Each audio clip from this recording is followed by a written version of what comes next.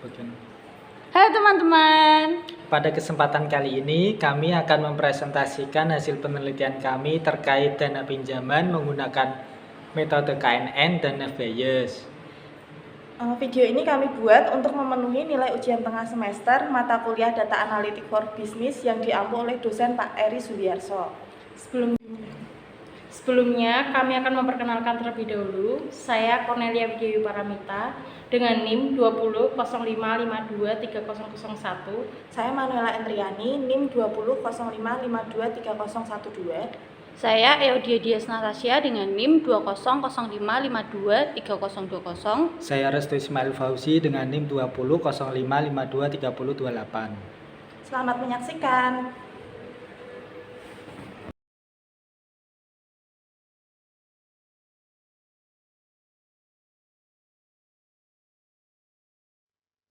Perkembangan teknologi informasi saat ini memungkinkan penyimpanan data dalam skala yang sangat besar.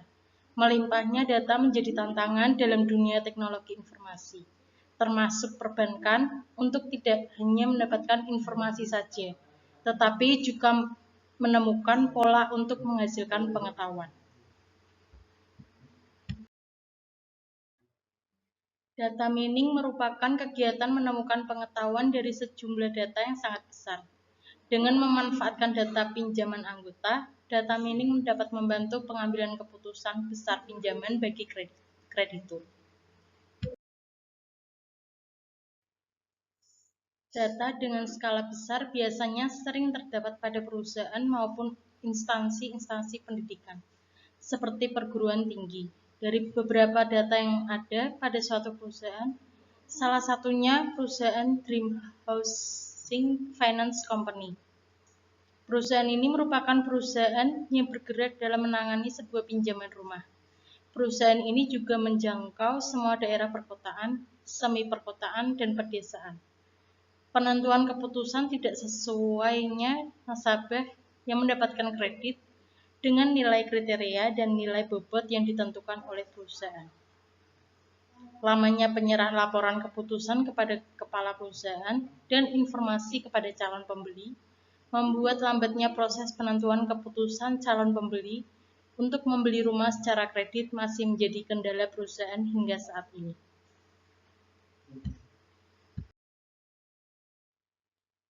Yang pertama, menggunakan cara Canary Snakeboard.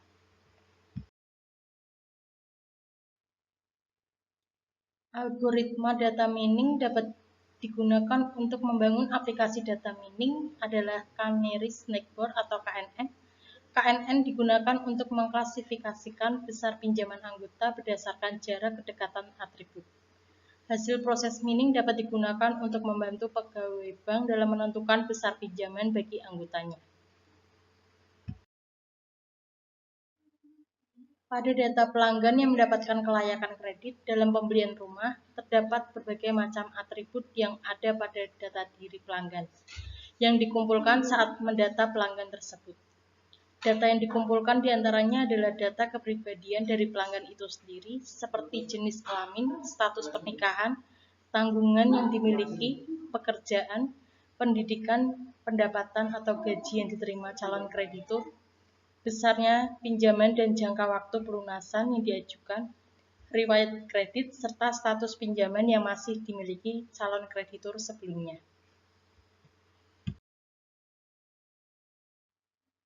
Berdasarkan penelitian-penelitian yang sudah dipaparkan di atas bahwa konsep data mining dapat dimanfaatkan untuk proses penentuan kelayakan untuk mencari dan mengidentifikasi apakah data pelanggan yang diinginkan mengajukan kredit, apakah layak atau tidak untuk mendapatkan kredit rumah. Teknik yang digunakan adalah dengan memanfaatkan data pelanggan lama yang sudah pernah mengajukan kredit. Nantinya akan dijadikan sebagai data training yang digunakan untuk menguji data baru. Apakah data baru atau calon pelanggan baru berhak mendapatkan kredit pembelian rumah berdasarkan kemiripan atribut yang ada di data lama dengan data baru. Metode Canary Snakeboard bertujuan untuk melakukan klasifikasi terhadap objek berdasarkan data pembelajaran yang jaraknya paling dekat dengan objek tersebut. Data pembelajaran diproyeksikan ke ruang berdimensi banyak, di mana masing-masing dimensi merepresentasikan fitur dari data. Dalam menentukan seseorang layak atau tidak menerima kredit rumah, ada beberapa kriteria yang digunakan pihak Dream Housing Finance Company. Tidak hanya kriteria yang bersifat objektif, tetapi kriteria yang bersifat subjektif juga menjadi penilaian. Berikut merupakan kriteria yang digunakan sebagai penilaian pemohonan kredit rumah. Yang pertama, jenis kelamin. Variabel jenis kelamin calon kreditur dikonversikan dalam persentase dan nilai seperti di bawah ini. Berdasarkan data tersebut, dapat disimpulkan bahwa dari 614 sampel yang terkumpul, ada 600 data valid dan 13 data yang hilang dengan persentase kreditur berjenis kelamin pria 80% dan wanita 18%.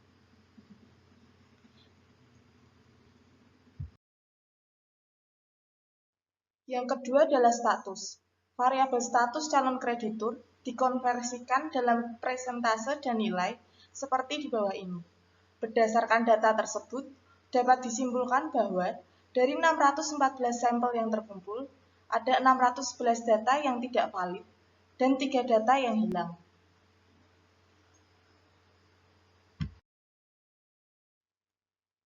Yang ketiga, tanggungan yang dimiliki. Variabel tanggungan yang dimiliki oleh calon kreditur dikonversikan dalam persentase dan nilai seperti di bawah ini. Berdasarkan data tersebut, dapat disimpulkan bahwa dari 614 sampel yang terkumpul, ada 599 data yang valid, dan sisanya sekitar 18 data yang hilang. 4. Pendidikan. Variabel pendidikan calon kreditur dikonversikan dalam persentase dan nilai seperti di bawah ini. Berdasarkan data tersebut, dapat disimpulkan bahwa dari 614 sampel yang terkumpul, ada 614 data valid dengan persentase kreditur lulus sekolah 78% dan tidak lulus sekolah 22%. 5. Pekerjaan. Variabel pekerjaan calon kreditur dikonversikan dalam persentase dan nilai seperti di bawah ini.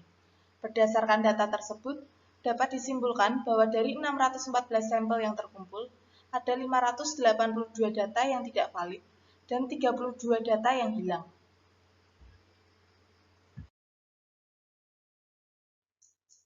6. Pendapatan. Variabel pendapatan atau gaji kreditur dikonversikan dalam persentase dan nilai seperti di bawah ini.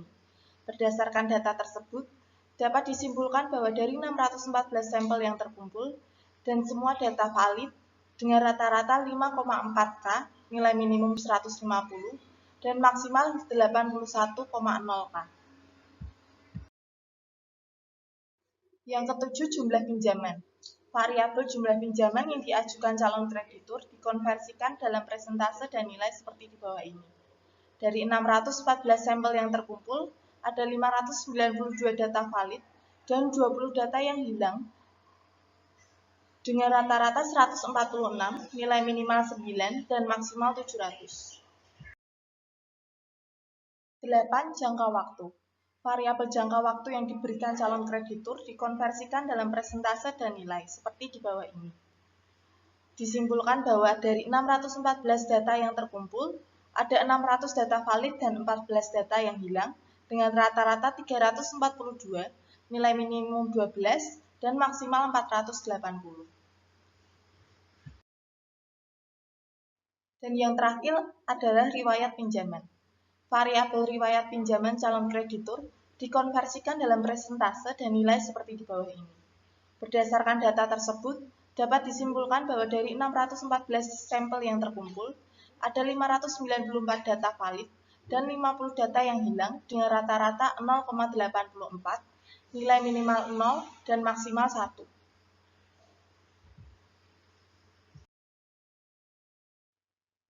Melalui data per variabel tersebut, dapat diketahui hasil akurasi yang dihasilkan sebesar 68,54%, yang berarti hasil klasifikasi cukup baik.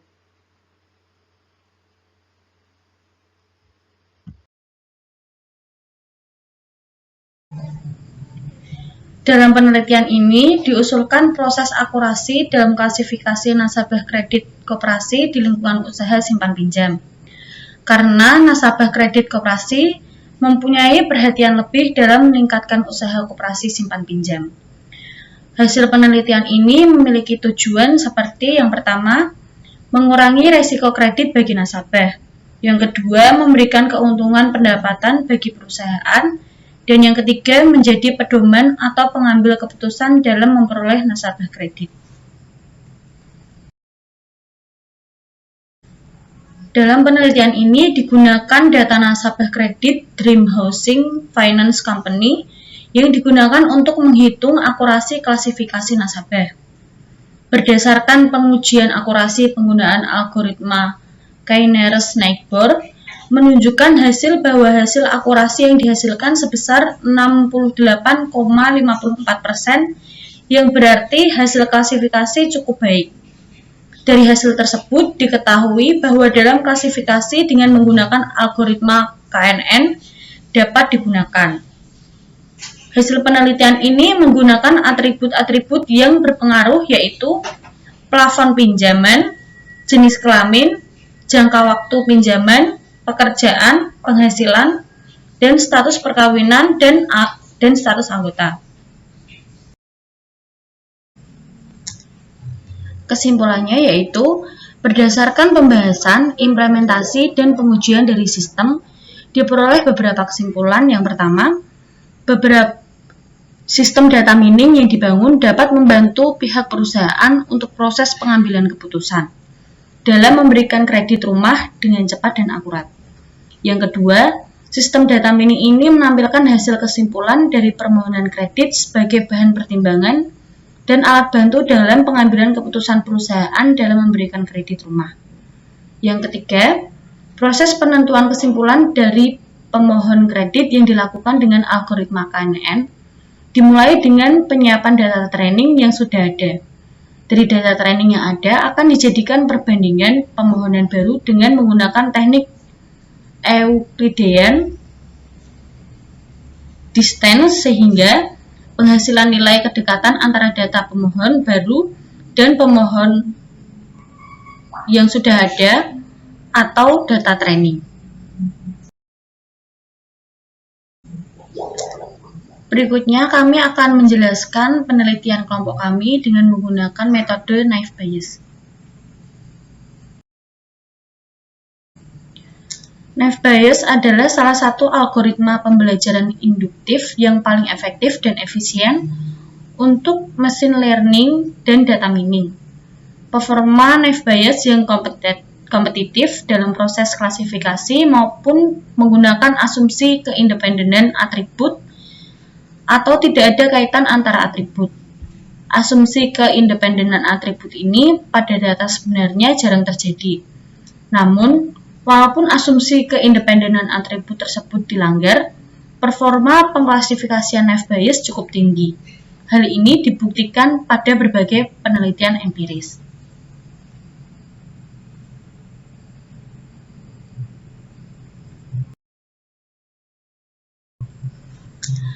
Naive Bayes classifier merupakan sebuah metode klasifikasi yang berakar pada teorema Bayes. Naive Bayes adalah metode klasifikasi data berdasarkan probabilitas yang bisa saja terjadi di masa depan. Metode ini dianggap simpel dan efektif untuk diterapkan dalam analisis perusahaan.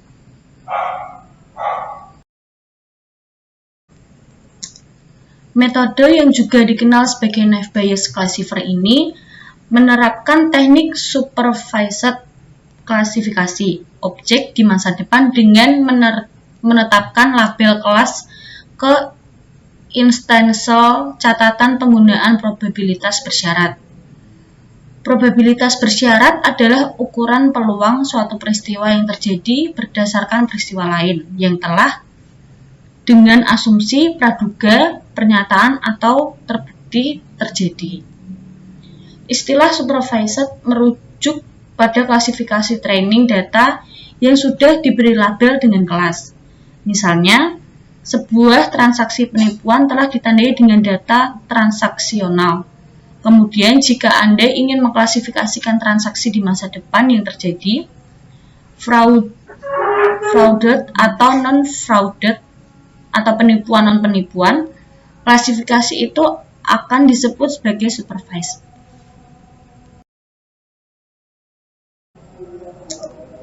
Tujuan dari metode ini adalah mengklasifikasikan probabilitas berdasarkan pembelajaran mesin atau probabilitas lain. Teknik ini dapat dimanfaatkan untuk mengevaluasi banyak hal, seperti perakiraan cuaca. Perakiraan cuaca dapat memprediksi apakah besok akan cerah, hujan, atau berangin berdasarkan suhu, kelembapan, tekanan air, dan lain-lain. Selain itu, metode ini juga efektif untuk menganalisis ancaman atau penipuan. Dengan memprediksi ancaman-ancaman yang muncul, dapat mengambil solusi lebih awal untuk menghindari hal-hal yang tidak diinginkan. Metode ini juga dapat diterapkan petugas bank untuk memprediksi apakah pemohon pinjaman akan menjadi defaulter atau non-defaulter bank berdasarkan data jumlah pinjaman, angsuran bulanan tenor, jumlah tunggakan, pendapatan tahunan, dan rasio utang. Berdasarkan pelabelan yang diinput, petugas bank mampu membuat keputusan apakah akan memberikan pinjaman pada pemohon dan berapa banyak kredit serta suku bunga yang kira-kira dapat diterima oleh pemohon. Berikut merupakan kriteria yang digunakan dalam penelitian Neff Bayes. Yang pertama, jenis kelamin. Variabel jenis kelamin calon kreditur dikonversikan dalam presentasi dan nilai, yaitu sebagai berikut. Berdasarkan data tersebut dapat disimpulkan bahwa dari 614 yang terkumpul, ada 601 data valid dan 13 data yang hilang. Dengan presentase kreditur berjenis kelamin 80% pria dan 18% wanita. Berikut merupakan kriteria yang digunakan dalam metode Neff Bayes. Yang kedua yaitu status. Variabel status perkawinan calon kreditur dikonversikan dalam presentase dan nilai seperti berikut. Berdasarkan data tersebut dapat disimpulkan bahwa dari 614 sampai yang terkumpul ada 611 data yang tidak valid dan 3 data yang hilang.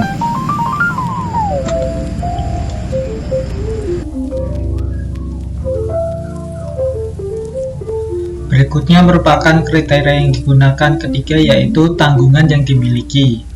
Variabel tanggungan yang dimiliki calon kreditur dikonversikan dalam presentase dan nilai sebagai berikut.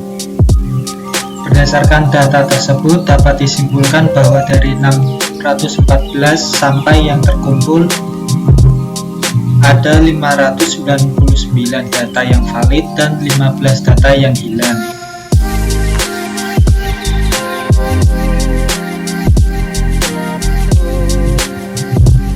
Kriteria yang digunakan selanjutnya yaitu pendidikan. Variabel pendidikan calon kreditur dikonversikan dalam presentase dan nilai seperti berikut. Berdasarkan data tersebut dapat disimpulkan bahwa dari 614 sampel yang terkumpul dan semua valid dengan presentase kreditur lulus 78% dan yang tidak lulus 22%.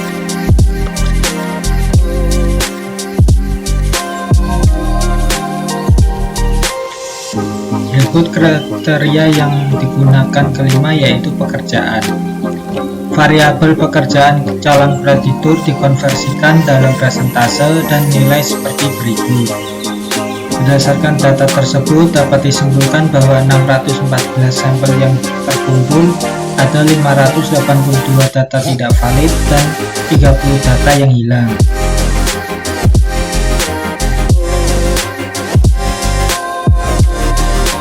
Berikut kriteria yang digunakan keenam yaitu pendapatan. Variabel pendapatan calon kreditur dikonversikan dalam presentase dan nilai seperti berikut.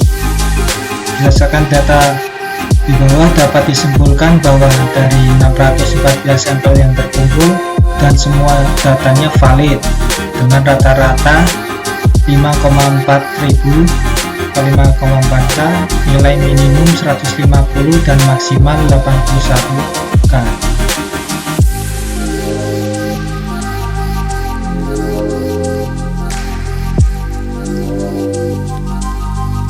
Selanjutnya, kriteria yang ketujuh yaitu jumlah pinjaman. Variabel jumlah pinjaman calon kreditur dikonversikan dalam persentase dan nilai seperti berikut. Berdasarkan data di bawah dapat disimpulkan bahwa dari 614 sampel yang terkumpul, 590 datanya valid dan 22 data hilang dengan rata-rata 146 dengan nilai minimum 9 dan nilai maksimalnya 700.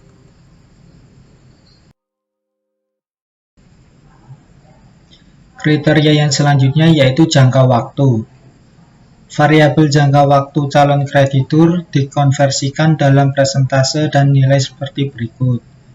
Berdasarkan data tersebut dapat disimpulkan bahwa dari 614 sampel yang terkumpul, 600 datanya valid dan 14 data hilang dengan rata-rata 342, nilai minimumnya 12 dan nilai maksimalnya 480.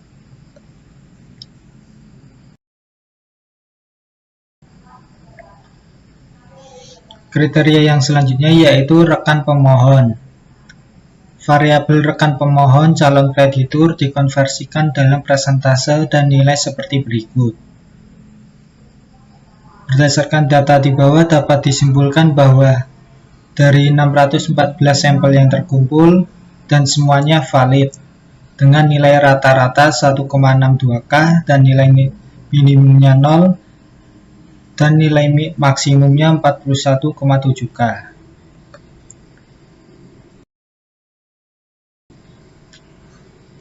Selanjutnya kesimpulan.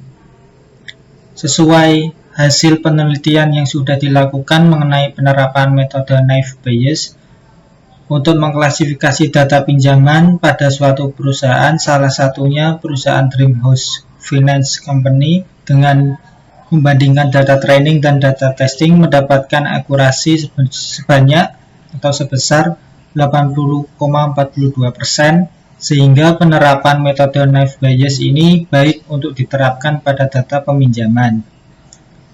Dengan adanya hasil akurasi yang cukup atau baik, bisa dijadikan bahan pertimbangan bagi koperasi untuk menyampaikan kepercayaan kepada karyawan yang akan mengajukan karena hasil penelitian potensi besar dibandingkan yang tidak lancar.